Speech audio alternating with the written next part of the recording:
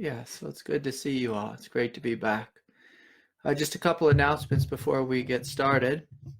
I want to invite you all to my next retreat in San Diego. It's April 25th through the 28th. It's a Thursday evening through Sunday morning.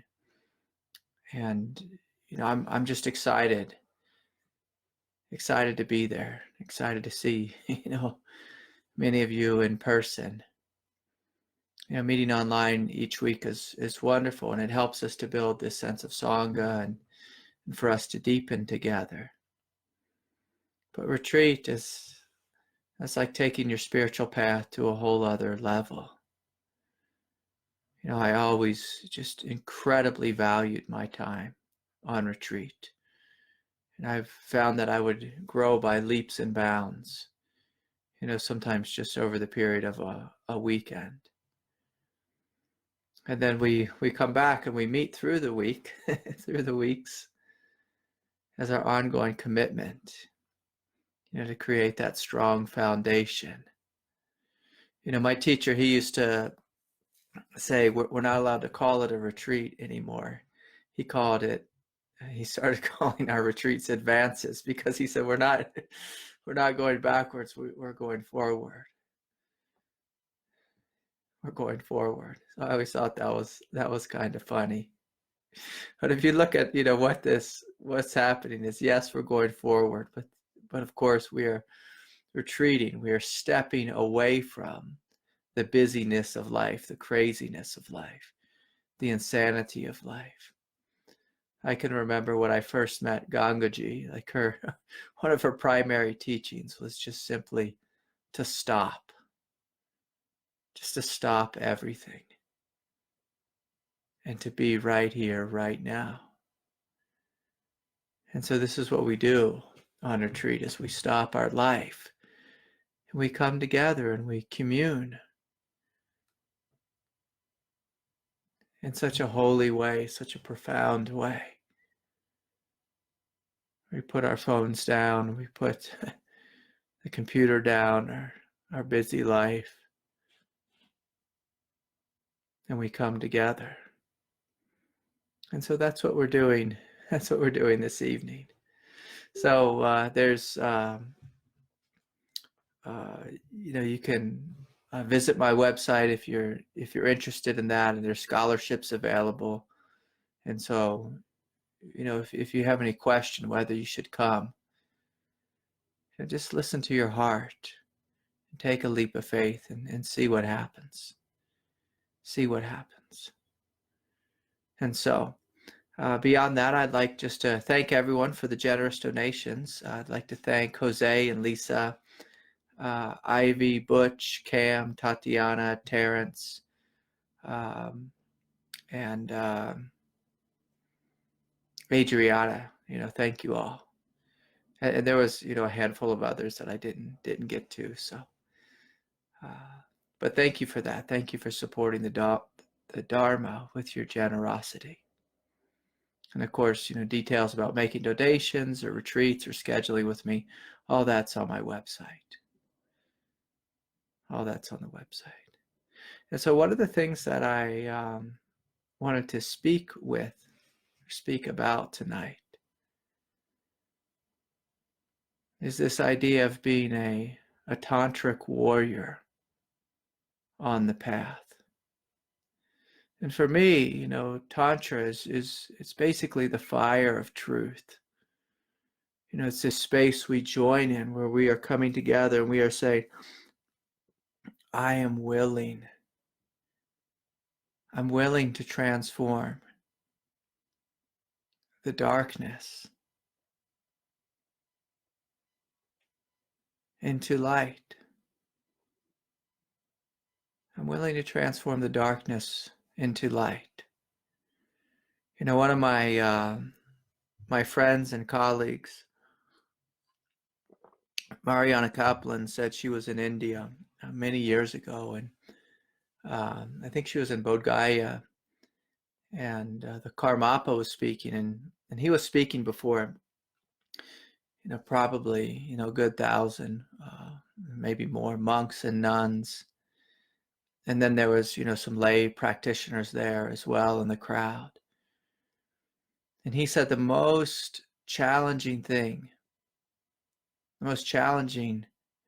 that you have to deal with on the spiritual path is your emotional nature.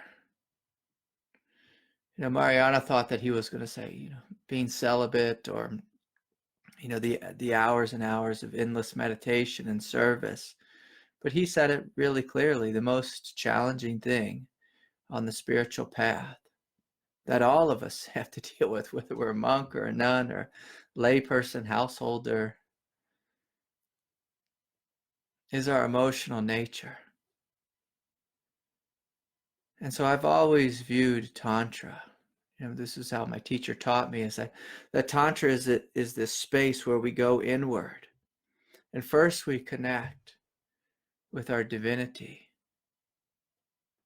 our innate goodness, our innate clarity, our wisdom, our freedom.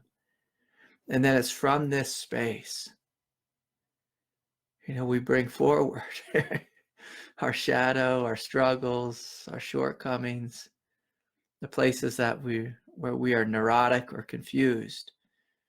And Tantra is basically the willingness to work, to sit with these difficult things patiently, lovingly, with the fire of truth, and sit in this fire until whatever it is that we're struggling with is transformed. And so tonight I wanted to speak specifically about the type of work I do, with individuals, and of course on retreat.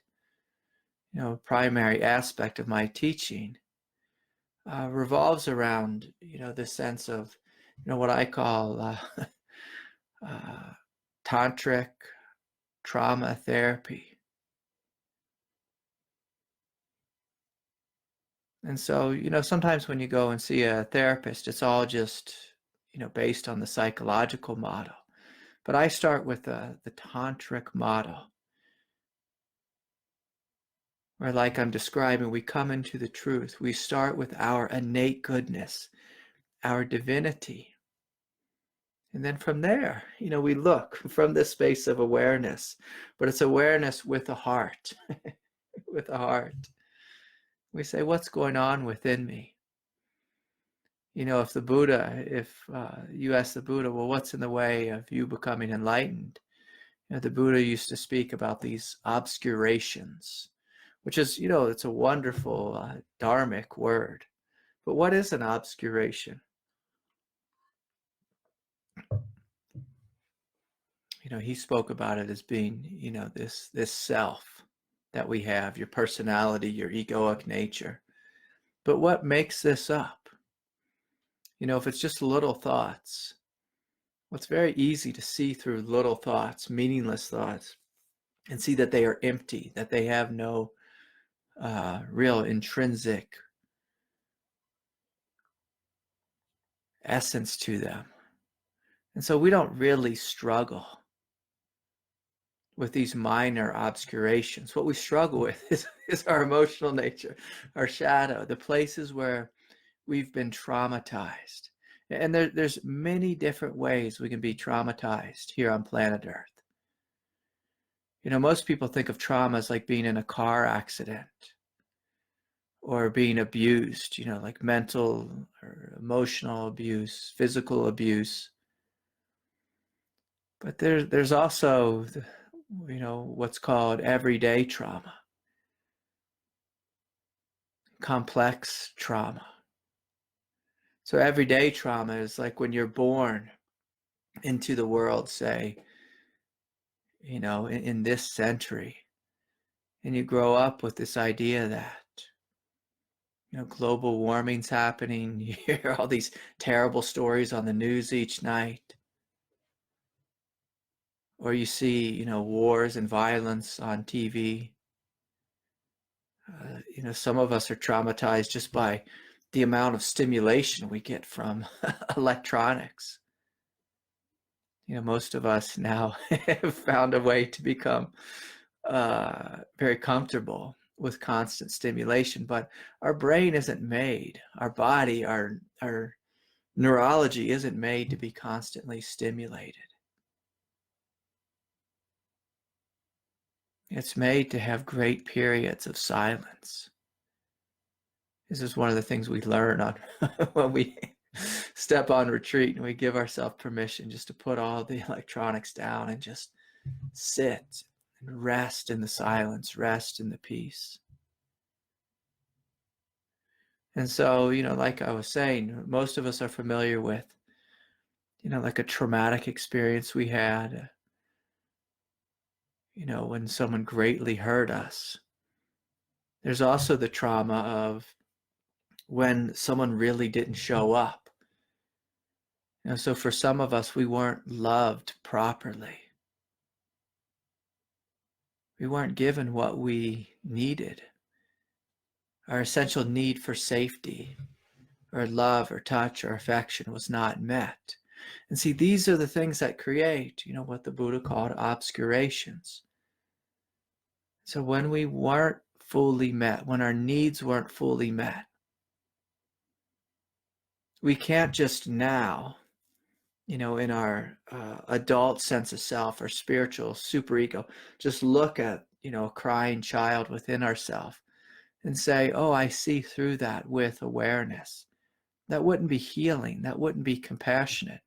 And what you'll find is that obscuration doesn't disappear just through seeing through it. A lot of teachers teach that if we just see through, an egoic obscuration, if we deconstruct it, it will fall away. But when there's trauma in the body, literally living in the cells and in the nervous system of your being, of this body, that obscuration will stay with you until you learn how to meet whatever it is with truth, with love, with courage. Some of us have what's called complex trauma, which means we've been traumatized, like 8 different ways all at once. There was, 3 car accidents, and then there was the divorce, and mom left, and then dad died, and then, whatever it is, our boyfriend, hit us over the head like a caveman, or whatever crazy things can happen in life.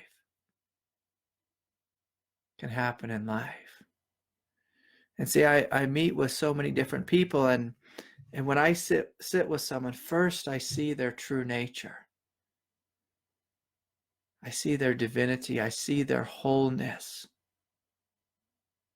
despite the trauma they've been through, despite their big fat ego or their really small ego. And so this is a good place to start.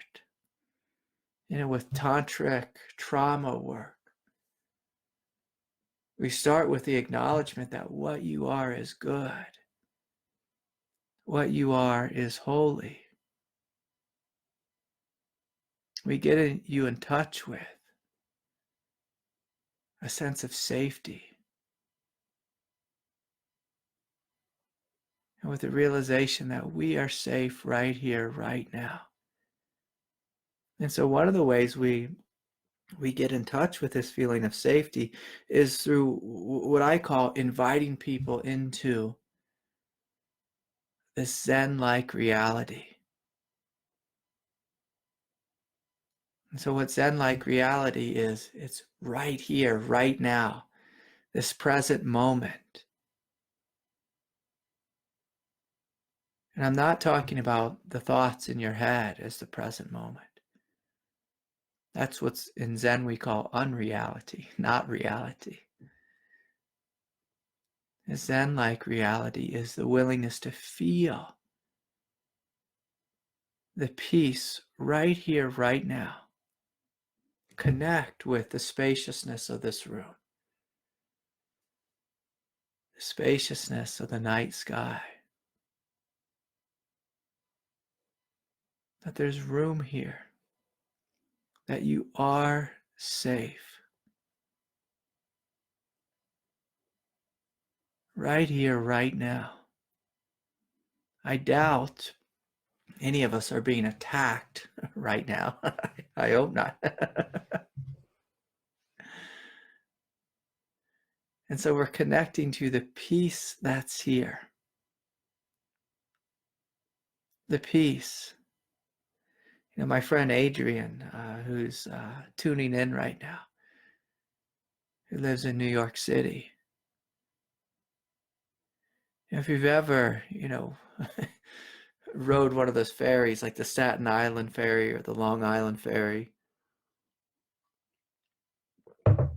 and you start to, get a little distance between you and the city, you'll see that the whole city, like all of Manhattan, is being held in this spaciousness. This spaciousness. I used to love to be in the city, and at night, I would look up at the sky and I would just feel the glow. You'd see like this orange glow around a city. And what I loved to see is that the city was being held by this glow. So seeing the skyscrapers at night, that was absolutely beautiful. But I would focus on this glow around the city. And I knew very well that all kinds of crazy things were happening in the city in that moment. But I felt just this gentle presence of love holding the city. And in very much the same way, you and I are being held in this spacious, gentle silence right here, right now. And so in order to heal, in order to let go of what the Buddha called the obscurations, mental, emotional obscurations, first we have to take a step back. We have to ride that ferry, the Staten Island ferry. Take a step back. Get a little space between us and the city and see that we are being held. In Zen, we call this taking the backward step. So you're stepping back.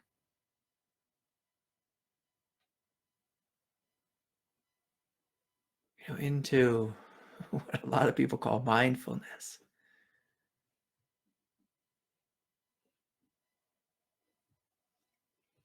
Mindfulness is spacious. There's a sense of freedom there.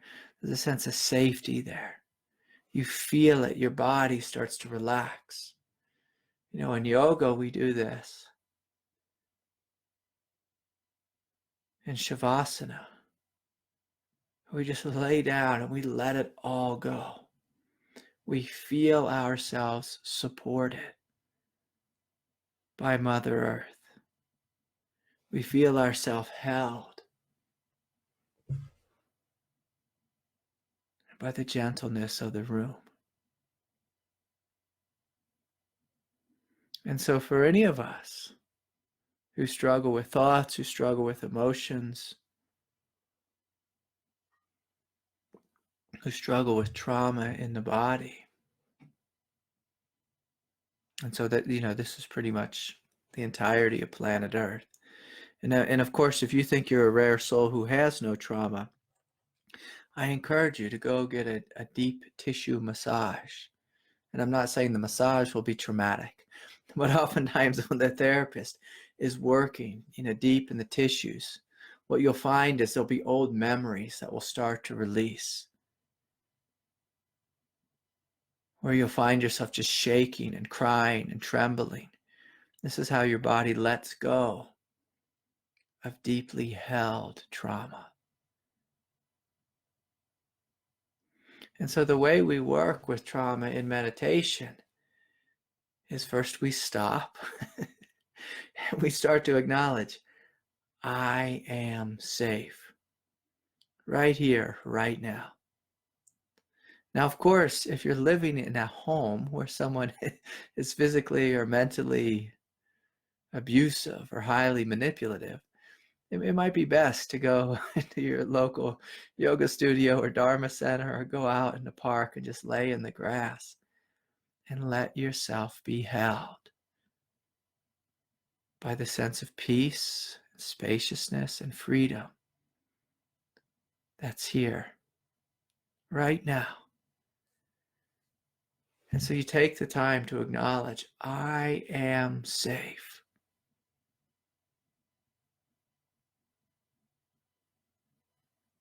I am safe.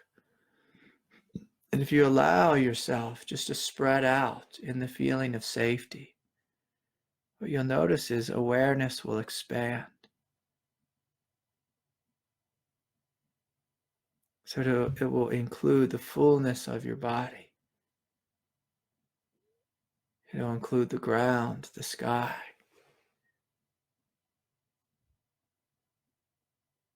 You'll start to connect with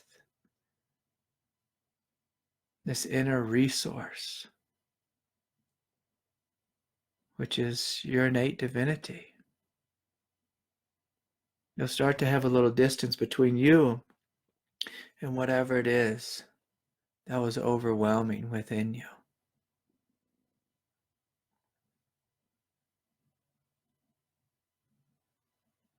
And so let's all just play with this right now, just giving yourself permission to allow awareness to get out of the prefrontal cortex, to fall backwards.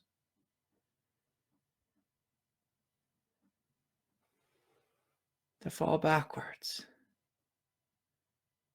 And so it's almost just like pulling awareness back towards the back of the skull. You can notice any thoughts you're having. Notice any feelings in the body. If you're having trouble feeling in the body, I want to encourage you to allow awareness to wake up. Allow your jaw to relax, your throat to relax, your shoulders to relax. It's nice to feel, just this gentle radiance of your heart. You can feel this pranic flow in your fingertips and the palms of your hands, your arms.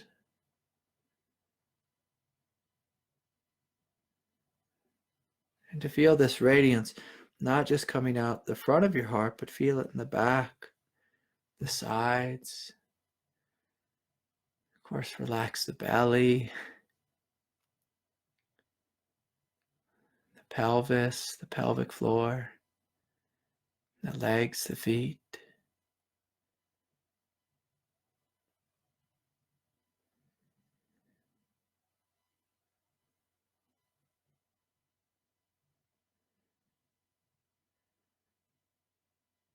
And so, if your eyes aren't closed, I invite you just to close them and just to feel within you. This Tantric Trauma Work that I teach uses the breath, meditation, inquiry, compassion, nondual awareness to heal and transform, to surrender and let go. And so we're just taking deep, full belly breaths. Our body has a hard time surrendering if it doesn't trust, if it doesn't feel safe.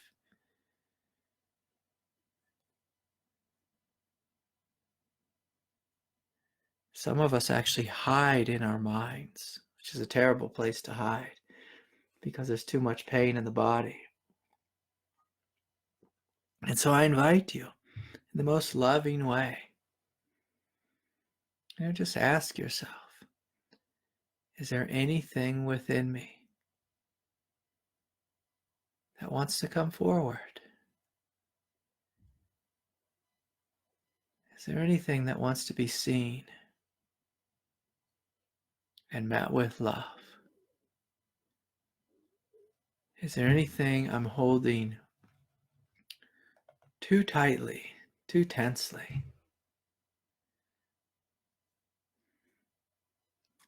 Is there anyone I need to forgive? Are there parts of myself that are, fighting inwardly like a judge or a critic?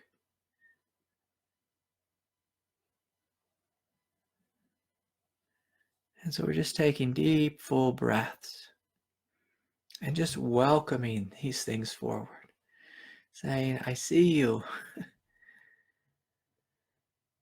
I love you. It's okay. It's okay. It's okay that you're here.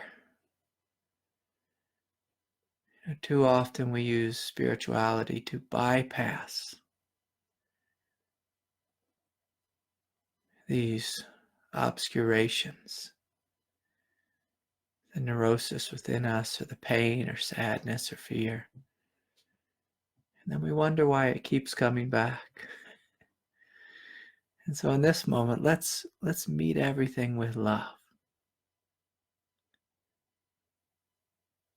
Say, yes, I see you, I love you. To any old pain or sadness or heartache or unresolved memory,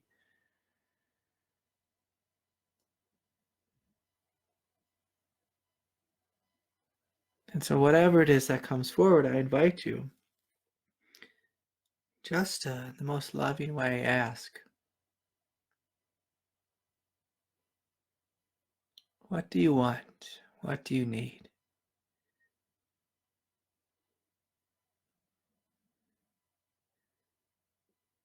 So you're inviting the pain to speak.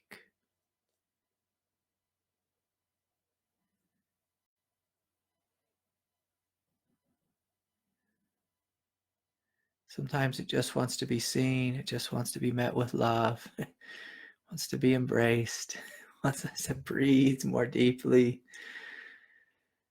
and say, oh yeah, I've been too serious. I've been seeking too much. Seeking a God outside of myself instead of to find love within myself.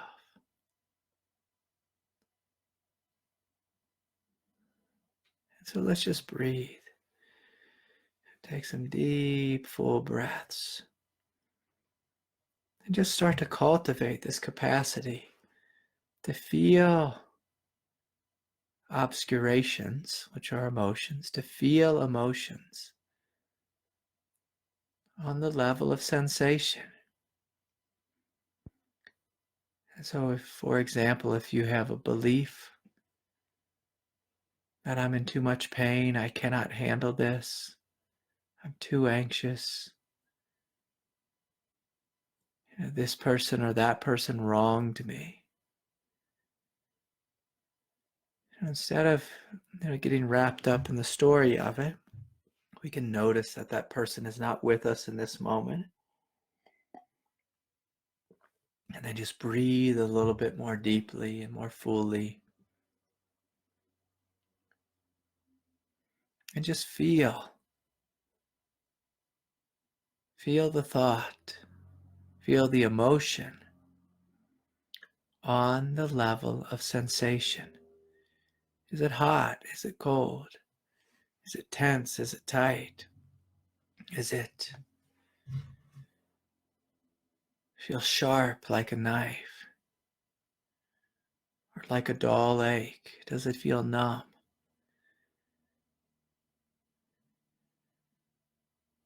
And whatever's here, I invite you just to breathe and feel. And of course, if you have a relationship with God, with the Divine Mother, you can invite her to come in. So it's the adult you is holding this pain within you, is embracing the pain within you. Now that's the Tantra. And then we invite, this higher level of Tantra where we invite God to hold us, the Tantric Warrior, who's holding the child or the pain within you.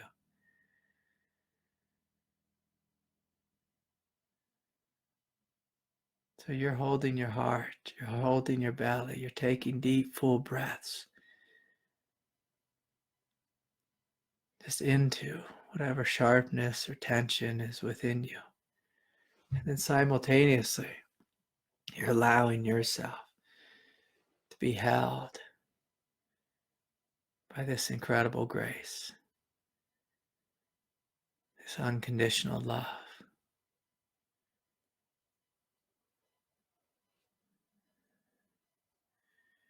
You know, when was the last time you allowed yourself to be unconditionally loved? When was the last time you allowed yourself? How about this moment? Deep, full belly breaths, just breathing in and breathing out.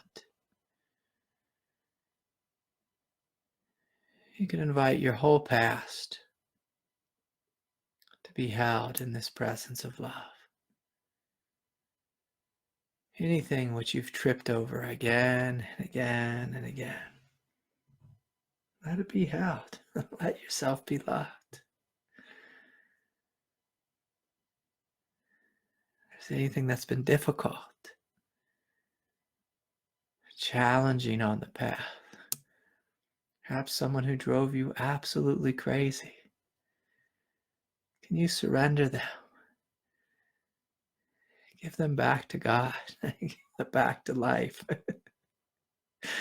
Say, Lord, I've had enough of this. I'm giving it back to you. Back to you. And so you're letting yourself sit in this tantric fire. And this evening, it doesn't feel like such a hot fire. It more feels like a cool, nurturing fire. So just let yourself be embraced and loved. Let whatever it is, just unravel. Unravel out of your body.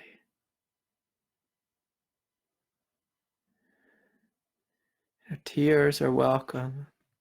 Shaking is welcome.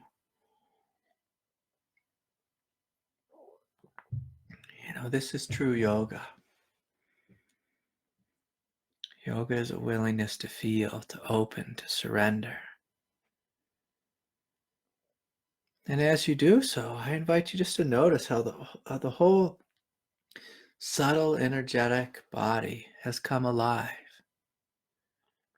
Has come alive. And so you feel this divinity. Your feet, your legs, your pelvis. You feel more spacious in the belly, the torso, and the chest, the heart, shoulders, the jaw. The space of the mind is deep and vast and free. Of course, the crown chakra is open and receptive to this most holy of grace, this most holy of fire.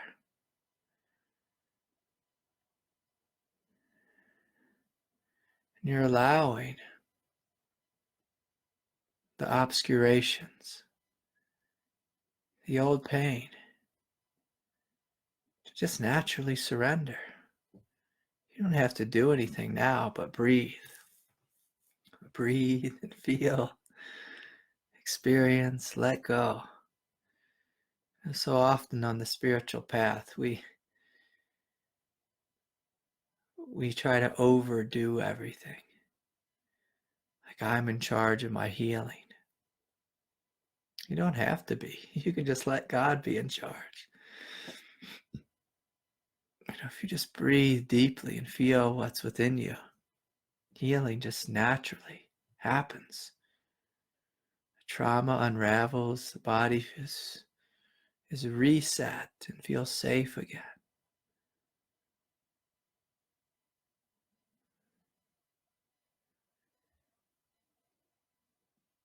If you want to wake up to the ultimate truth in an abiding way, you must have a body that is fully relaxed and at ease. You must inhabit yourself fully. If the body is full of trauma, it's hard for the space of awakening to stay awake. Because God wants you to heal first. God doesn't want you to carry this pain all the way to heaven. And so, I invite you to take a couple more deep, full breaths. Just feeling and letting go. Just gently smiling. Knowing that what you are is good. What you are is holy. What you are is divine. Absolutely divine. And so we just breathe in and breathe out. And it's so good to be here with you all. So good to be with you, Kristen and Tree and Regina, Jay and Lisa, and Vandana, and Anne and Dawn, and Suzanne. Who else is here? Jacqueline, Jose, and Richard, Shauna, another Lisa, and Adrian and Tony, Suzanne and Rhonda, and Jem. Jem's tuning in all the way from Turkey. And Jeannie, and I know some of you are from Australia.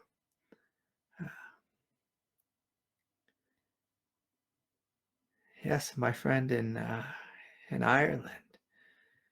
Yes, and Caverly. So good to see you all. And David. Yes, it's so good to be here with you all.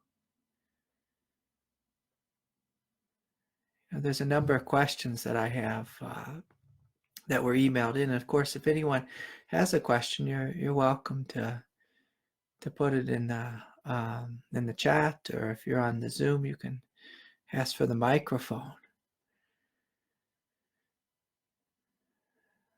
But I can tell you this, just a few more things about trauma and being a Tantric Trauma Warrior.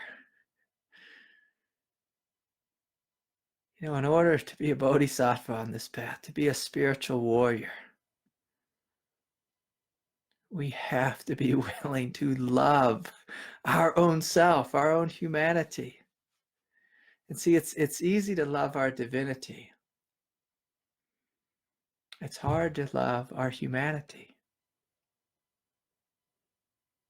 And what you'll find on the spiritual path, I discovered this, was that I was falling in love with my divinity, but I was going to incredible states of consciousness during meditation, but I was stalling out on the path. I was stalling because I was ignoring my humanity. I wanted to unconditionally love God, but I wasn't willing to unconditionally love myself and my neighbor. And what I found was the reason was there was pain within me that I was basically too scared to feel. There was fear within me that I was too afraid to examine. But if you want to be a tantric warrior and know fearlessness, you have to love fear. You have to go in and sit with that existential terror and breathe patiently and open-heartedly. One of the things you begin to discover in that space is the fear will amplify in the beginning. That's the kind of thing that happens. It'll amplify in the beginning. That'll test you and see if you're for real or not. But as you sit with it in a deeper way, in an unconditional way, you start to discover what the Buddha called the groundless ground.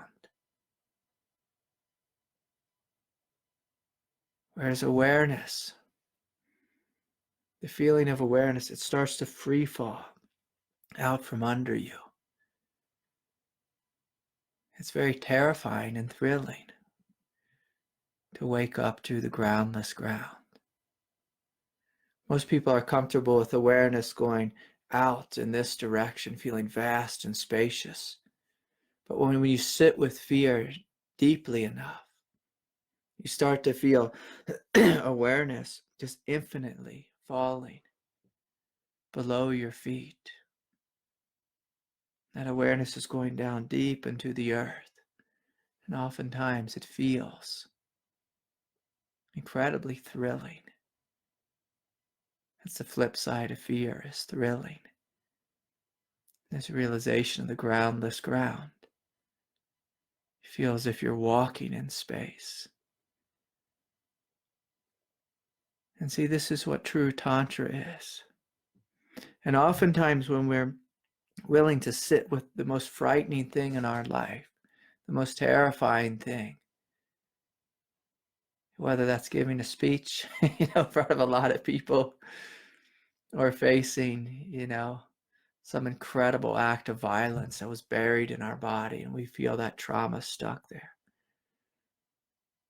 The willingness to feel it and unconditionally meet it with love.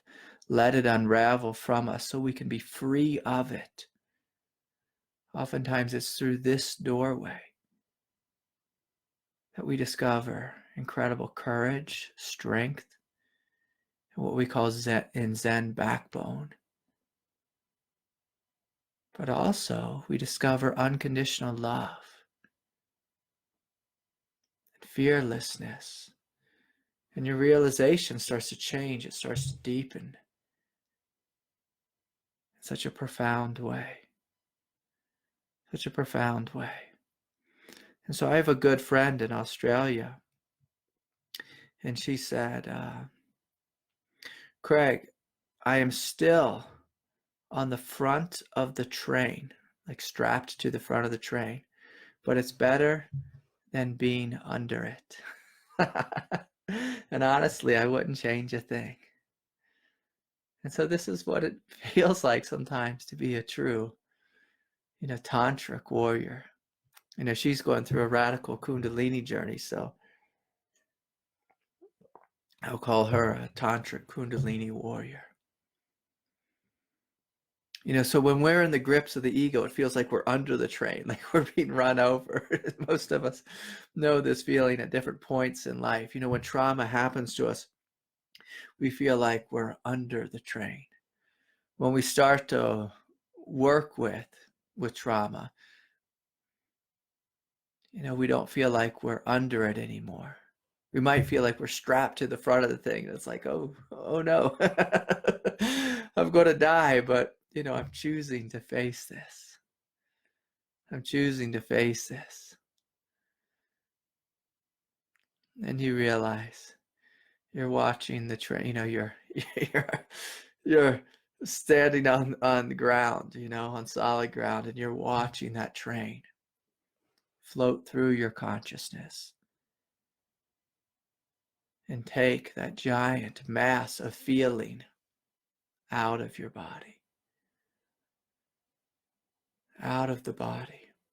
And if you've ever stood near a train track, you may notice your body's shaking, the whole ground is shaking, but you're breathing, you're connected to the sense of safety. The train is on the tracks and it's going in the opposite direction from you. You let it roll by. You stay there with a sense of clarity, a sense of patience, a sense of love, just watching it unravel out of you. Unravel out of you. So thank you so much. And so Colleen asks, hi Craig, how do we feel this stuff without getting lost in the story? Yeah, Colleen, oftentimes it's important that we just feel little bits at a time. Little bits at a time. And so what I mean by that is, when you sit down in meditation, one of two things oftentimes happen if we have trauma within us. We will have an overwhelming feeling, or we will have overwhelming thoughts. So if you're having overwhelming thoughts, I invite you to bring your attention, Colleen, to the felt sensations in your body. Like, just give yourself permission just to say, I'm not going to worry about all the details of the story. When your mind is replaying the details, that's actually a defense mechanism from feeling, because your egoic sense of self has this wiring which says it's better just to think about things, like that's safer than to feel them fully, because if I feel them fully I might go kind of crazy.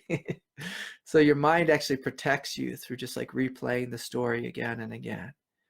And so I'm going to invite you to be courageous, to breathe deeply, and just to feel. And you don't have to go right into the heart of the trauma or the feeling all at once. It's important just to feel the layers of it. Maybe just the surface layer. Oh, I feel some tension in my chest. And so you sit down, you connect with this feeling of safety, this feeling of mindfulness. We do this first. And then we notice, what am I feeling in my body? Oh, there's tension in my chest. And so you might just breathe there for 5 minutes or 10 minutes. And just notice, what is this feeling of tension like? This is a good time to do yoga. With yoga, you're feeling deeply into the body. When we're feeling deeply in the body, it's really hard actually to have a big story in our head. And so one of the things, Colleen, I like to do is just lay down, just lay down flat in Shavasana, put a hand on my heart and a hand on my belly, and just feel what's in my heart, what's in the belly. And then I breathe in just a real basic mantra. I love you, and it's okay. Basically just gently feeling the goodness of your heart and just breathing in, I love you, and it's okay. You're feeling the warmth, the aliveness, the goodness of your heart. And also you're feeling yourself supported and that you are okay. That you are okay. And so yes, that's a beautiful question. Okay, here's a question.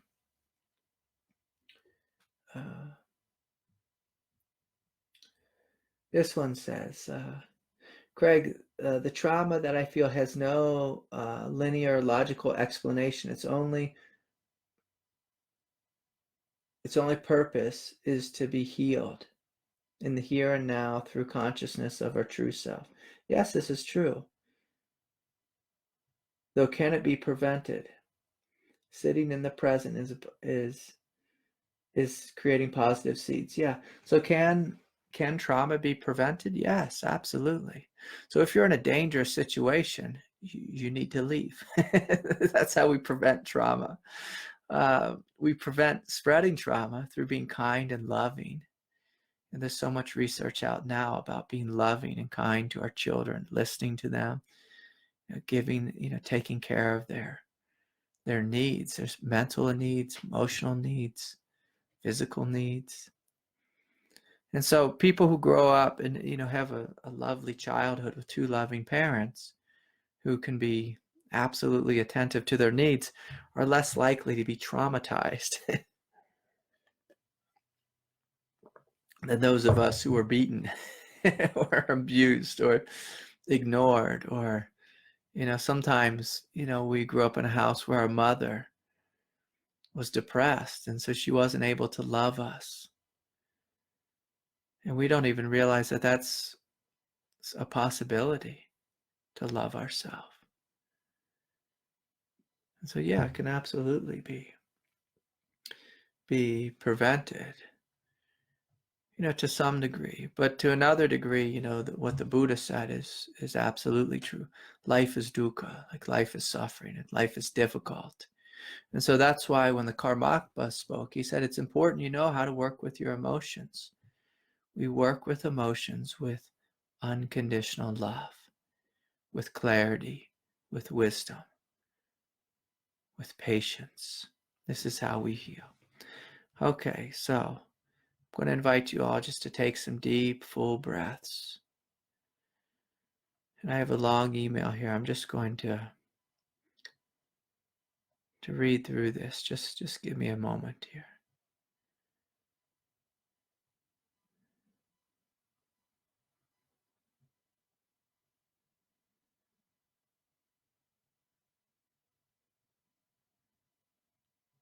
Okay, beautiful. Here's someone actually writing in about this feeling of pain or trauma within her body. She writes, Craig, in meditation, I've been seeing that before words or stories, there comes up these sensations or feelings. And first, there seems to be a sense of heaviness or pain. Yes. So this is good. So this is how we sit with something. We just sit and we notice, oh, there's a feeling of heaviness or pain. And then she finds during the day that she feels like there's a hole in her body.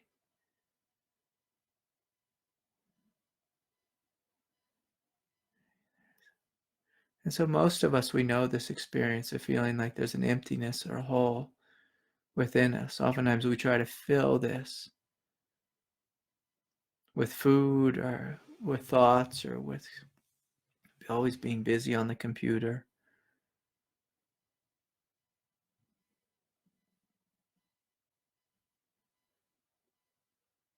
And so I'm going to read a little bit more. She writes, but for me, there isn't a big enough divide, I think you mean space, between who I am and who I believe myself to be on the daily basis.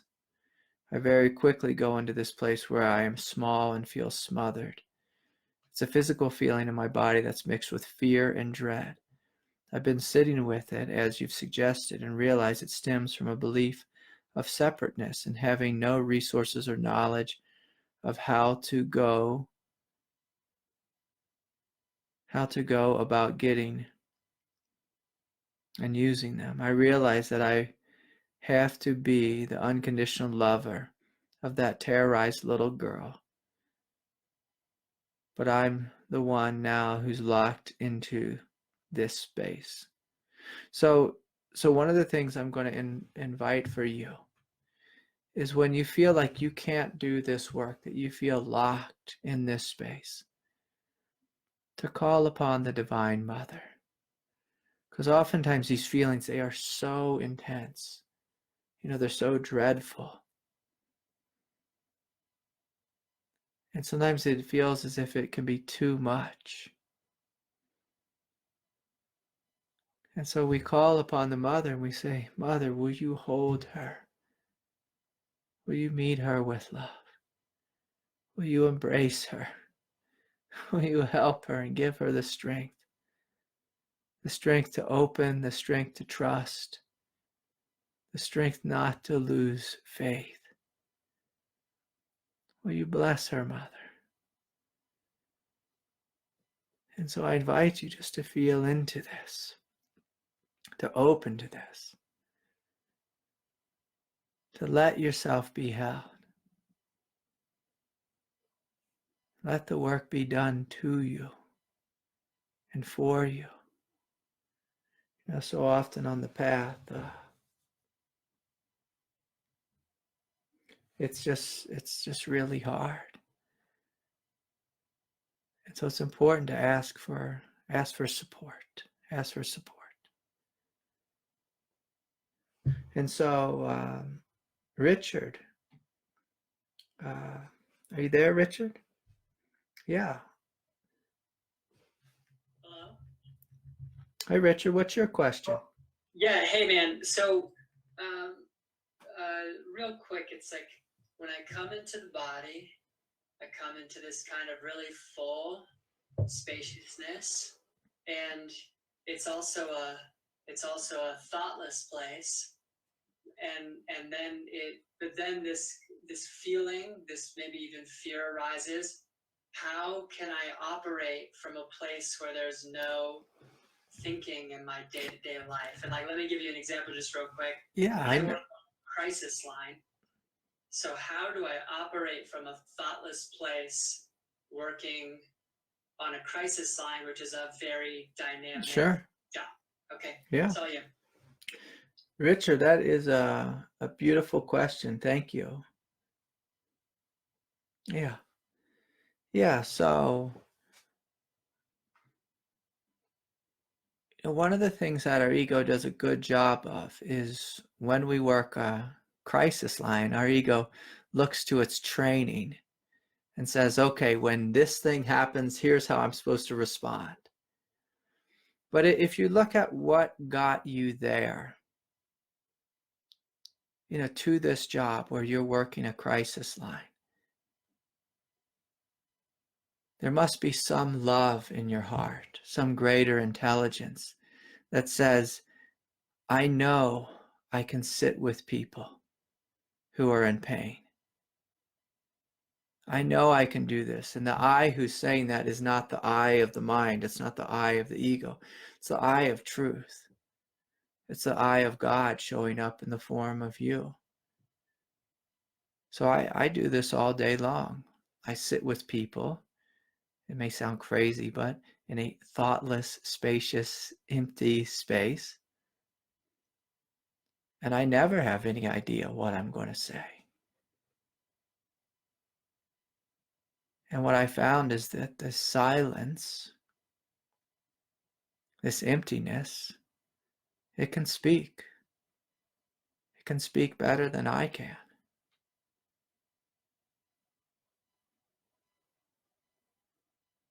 And it has a great level of truth and intelligence to it.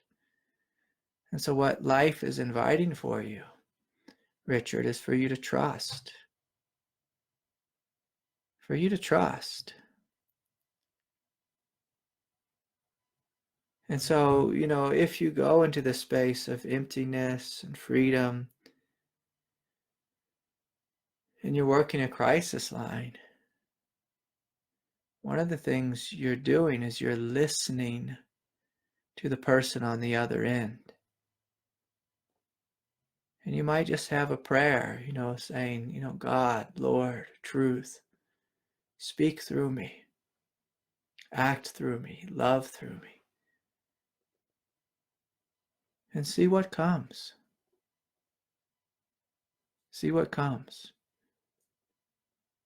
And so I encourage you to try this, like to practice this, like first in relationship, like with your partner. And just to sit in this space of emptiness, this space of freedom. And then just allow yourself to speak and just notice what comes. Get comfortable with this emptiness. Be at the gas station and fill up your car if you have one, and wherever you are. And when you go to pay the clerk, allow the emptiness to pay the clerk. Allow the emptiness to say, how was your day? So out of this spacious freedom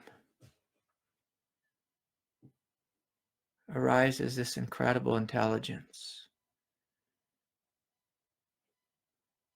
Any great spiritual sutra is written from this space. The Holy Quran, Muhammad, he became quiet, boom, this huge intelligence flowed through him. The teachings of the Buddha, he sat, he was silent, and then something started to move through him. And so if you find yourself a little bit lost just like completely blank. Bring your attention to your heart and just ask your heart, what do I say to this man on the other end of the line who's telling me he's ready to end his life? Heart, what do you say? Let the heart speak through the silence. What you'll notice is with the people you work with or the people around you, is they will feel held in this space of love. First and foremost, that this space of emptiness, it's healing, it's nurturing. It's really like the words are always secondary.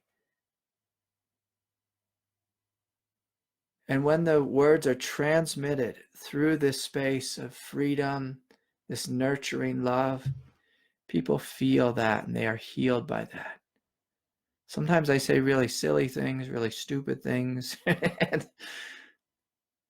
But people, they feel a sense of love because I'm connected to this sense of love, this higher love.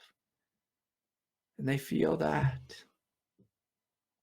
That's what's healing. That's what's healing. It's a beautiful question, my friend. It is a little frightening at first, so try it with friends and family before you're on the crisis line. Get comfortable with it. I used to walk around, like when I first woke up to this space of emptiness, I used to like walk around like white knuckled, like, how do I function in the world? But then I realized, if I gave this space of freedom, just permission to function through me, my life didn't look actually that all different than it had before. And so you play with that, my friend.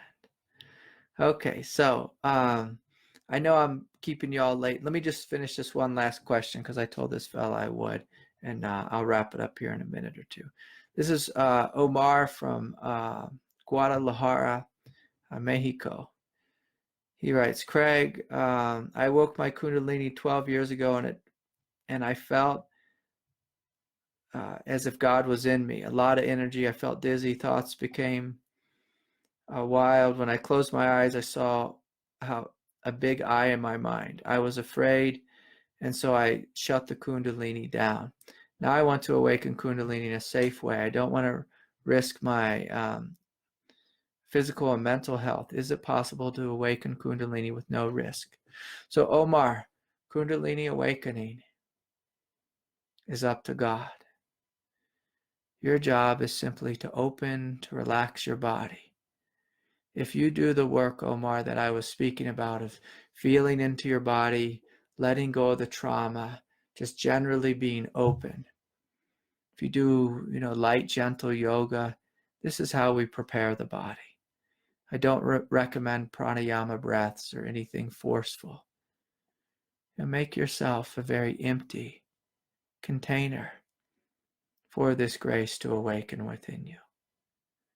And so, Omar, if you like, I encourage you, anyone who struggles with kundalini or who's had intense spiritual experiences, I encourage you to find a good teacher, and spend some time with them. And this is what I do mostly through my work week, is guiding people through these doors. So you know how to get a hold of me, Omar. When we try to do this on our own, our ego freaks out. It's very frightening, can be very overwhelming. And it's just good to have a guide, some support along the way. But the best thing we can do on the spiritual path, to prepare ourselves for these massive states of awakening, is to do what the Buddha said, what the Karmapa said. Learn how to work with your emotional nature. Learn how to work with that. Thank you all so much. Thank you for the donations. If you'd like to make one and support the Sangha and this broadcast, visit my website, craigholliday.com. I also remind everyone I have a weekly meditation group. Also, details are on my website, Wednesday night. And then I look forward to seeing some of you at my next retreat this April. So good to see you all. Thanks for hanging in with me for an extra 6 minutes. Peace be with you all, and may you all have a wonderful evening or morning or whatever time of day it is. Good night.